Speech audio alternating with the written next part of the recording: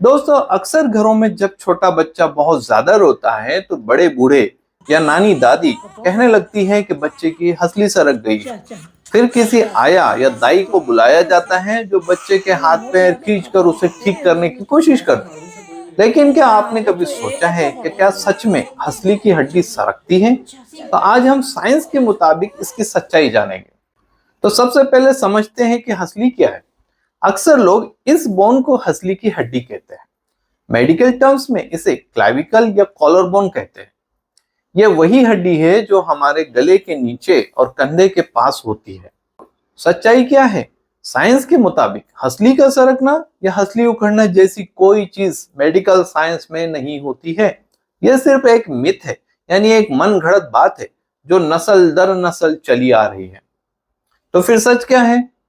बच्चा क्यों रोता है? और अगर हंसली सरकना जैसी कोई बात नहीं है तो बच्चा इतना क्यों रोता है? दोस्तों, बच्चे के रोने की असली वजह कुछ और भी हो सकती है, लेकिन एक मिथ बन गया है कि बच्चा रो रहा है मतलब हंसली सरक गई है, उसे ठीक करवाना होगा। ऐसे नहीं है। तो चले आज हम ये बात भी कर लेते हैं कि बच्चे अक्सर रोते क्यों है। उसमें सबसे मेन कारण होता है भूख का लगना। जब बच्चा भूखा होता है तो रोकर ही आपको बताता है।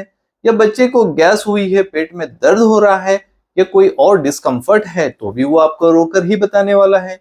बच्चे का डायपर गीला हो गया है या डायपर एरिया में उसे रैशेस हो गई है। बच्चे को कोई इंसेक्ट काटा हो, जैसे मच्छर, मूंगी या कीड़ा काटा हो। बच्चे को कोई तरीके का इन्फेक्शन हुआ हो, कहीं पे रैशेस है, उन्हें खुजली हो रही है या बच्चे को कहीं पे दर्द है। इसी तरीके से बच्चे को बहुत ज्यादा गर्मी हो रही हो, सर्दी लग रही हो, नींद आई है और स्टिमुलेशन हुआ हो, यानी नींद सही से नहीं हो पाई है तो भी वो रोता है।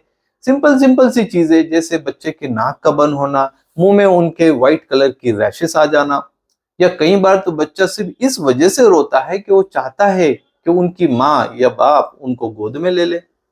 तो दोस्तों, जब भी अगर आपका बच्चा रोता है तो बच्चे रोने की असल वजह को जानने की कोशिश करें, ना कि बच्चे की हंसली सरक गई है और वो हंसली सरक गई है उसको ठीक करने के लिए ऐसे ऐसे नुस्खे आजमाना जो बच्चे के लिए नुकसानदायी भी हो सकते हैं। ऐसा बिल्कुल ना करें। हाँ, कई बार सचमुच में बच्चों की जो ये कॉलर बोन है इसमें फ्रैक्चर जरूर हो सकता है, लेकिन उसकी वजह सरकना नहीं होता है। उसकी असल वजह होती है इंजरी। जैसे डिलीवरी के वक्त जब बच्चा फंस जाता है, काफी देर तक डिलीवरी नहीं हो पाती है, तो कई बार ये कॉलर बोन फ्रैक्चर हो सकती है।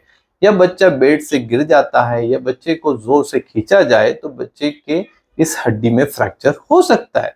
तो उस फ्रैक्चर को पहचानने के लिए आप देख सकते हैं कि अगर ये हड्डी टूटी है तो बच्चा उस तरफ का हाथ बिल्कुल नहीं उठाएगा और वहां पे हल्की फुल्की स्वेलिंग भी आ सकती है, सूजन आ सकती है। छूने पे तो बच्चा और भी जोर जोर से रोएगा और जब डॉक्टर से आप चेक कराते हैं तो फ्रैक्चर है या नहीं ये कंफर्म हो जाता है। तो दोस्तों, लोग अक्सर आया या किसी तरीके के झोला छाप लोगों से हंसली बैठाने का काम करवाते हैं। बच्चे के हाथ पैर खींचना या उसे कपड़े में लपेट कर झूला देना ये बच्चे के लिए बहुत डेंजरस हो सकता है। ऐसी मालिश या खींचतान से बच्चे की हड्डी सचमुच में टूट सकती है या उसे परमानेंट डैमेज हो सकता है। तो ऐसे नुस्खों से बचें। आया या दाई अक्सर अपने काम को जस्टिफाई करने के लिए ऐसी फेक डायग्नोसिस बनाती है। प्रॉपर और क्वालिफाइड डॉक्टर से चेक कराएं। बच्चे के रोने की सही वजह ढूंढने की कोशिश करें। अगर बच्चा अनकंफर्टेबली रो रहा है और चुप नहीं हो रहा है तो किसी चाइल्ड स्पेशलिस्ट डॉक्टर से चेकअप जरूर कराएं।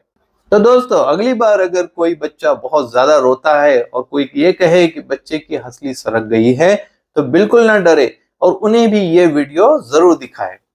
इसी तरीके के मिथ बस्टिंग वीडियोस के लिए, मालूमाती वीडियोस के लिए हमारे चैनल को सब्सक्राइब करें।